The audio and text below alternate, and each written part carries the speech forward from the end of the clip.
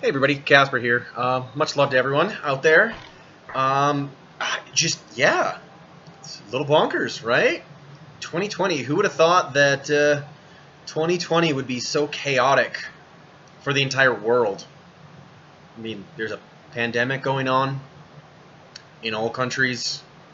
Um, you know, China and India are kind of pushing at each other. Maybe start something, maybe not start something.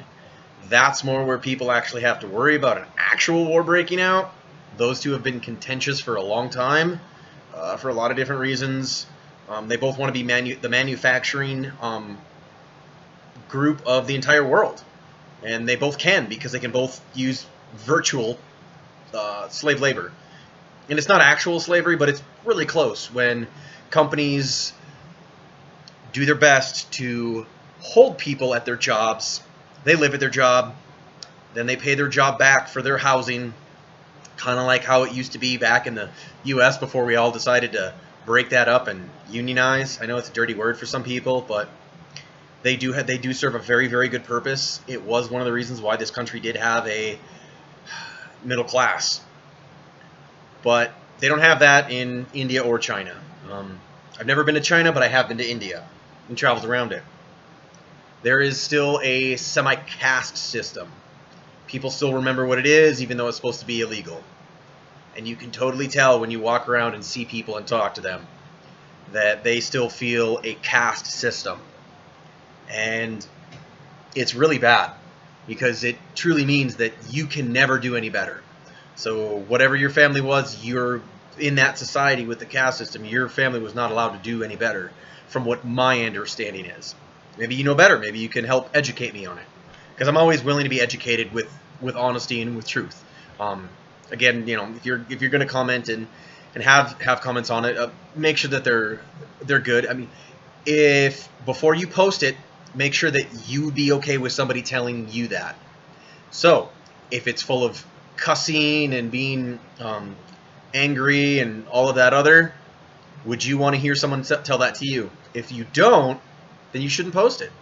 You should rewrite it and put it to some way that you would be willing to listen to what they said. And this is just kind of like a quick little video that I'm going to do. And the reason I'm talking about that is, strangely enough, I was flipping through Twitter and there was a woman that said, and I'm not kidding, abolish white. Abolish whiteness. Abolish white.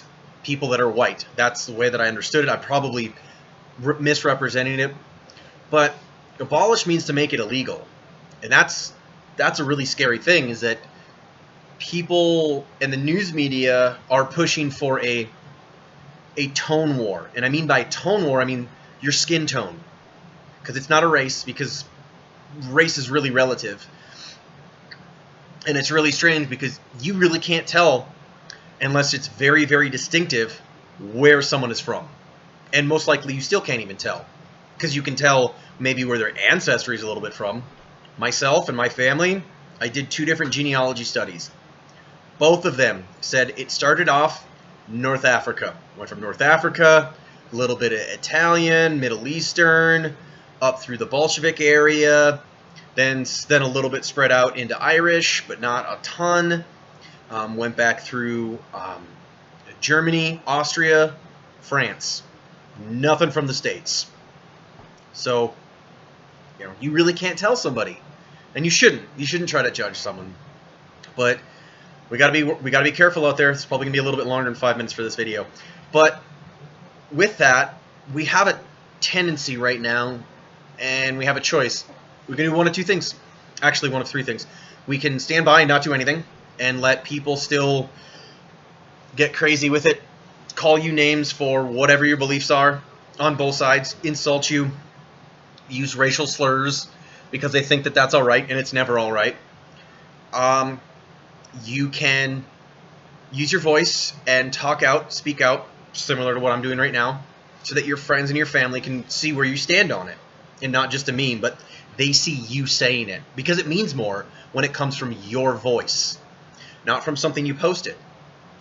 Or we can do the absolute worst thing, and worst case scenario, what for some reason a lot of the media is pushing, and a lot of It seems to be almost like talking heads of social groups are talking about. War, violence. You can't stop it. The minute it starts, it will not stop until millions of people are dead. And that's really scary.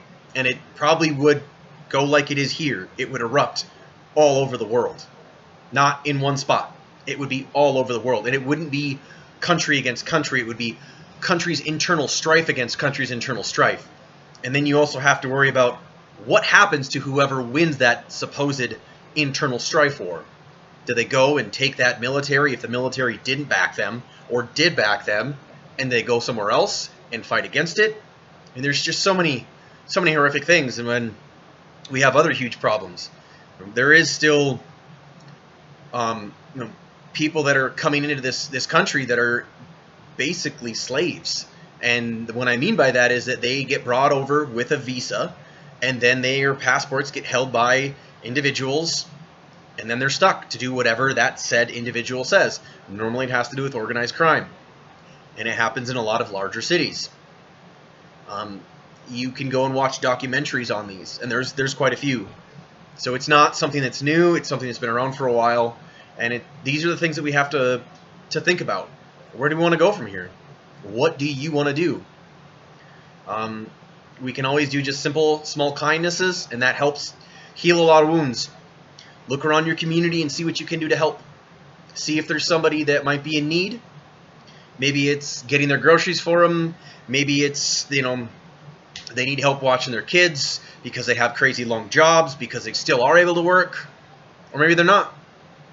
We're all in this together, and we all are always stronger together than apart. And we have to remember that. And it's tough, especially now, when so many people want to scream and yell at each other, but aren't willing to have a simple conversation. And it's the hardest thing to do, is to try and have a conversation with somebody that is just so full of hate and rage, and they don't want to have a conversation. But there's a lot of ways out there. We can all pick which one we want. I vote for the peaceful route, but that doesn't mean that I don't have a willing or inclination to defend myself or others. That's not what I'm saying. I still took an oath to defend this country, and I still feel that way 100%. And I know that a lot of my friends that I served with feel the exact same way.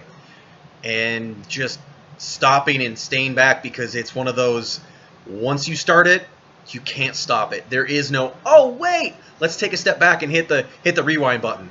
There is no Doctor Strange. There is no time gem where we get to reset that thing. That's it. It is a one and go. That's it. There is no stop. There is no take back. There is no restart. There's no restart to play. No restart button again. All right? Remember, everybody, you have your own voice. It is the most powerful thing you have. Use it. Use it with goodness and kindness and love.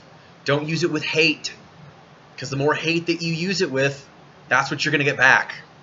But if you use it with love, sure, you're going to get some hate back, but you're going to get some love back too. If all you do is throw out hate, you're going to get so much less love and compassion. People out there, and I know it's hippy-dippy stuff, but a buddy of mine told me the best way to describe me is a militant hippie. And that by he meant you totally are for peace and love, but you are not afraid to defend yourself or others if need be. Anyways, much love to everybody out there, and I do mean that. So stay safe and use your voice. Love y'all. Bye.